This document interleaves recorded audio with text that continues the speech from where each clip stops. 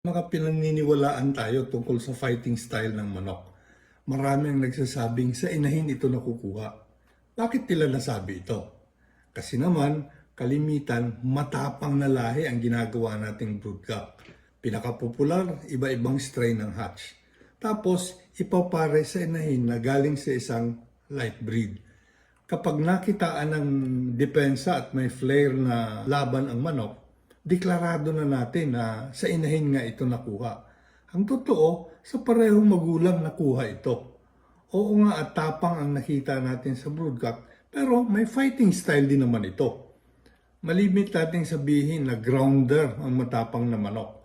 Oo nga, dahil hindi na niya kailangan pang umangat para lang makapalo sa katunggali. Bagaman may lumalabas ng mga strain ng ilang bloodline, gaya ng Liver Hatch, na umaangat na rin. Bakit nakikitaan natin ng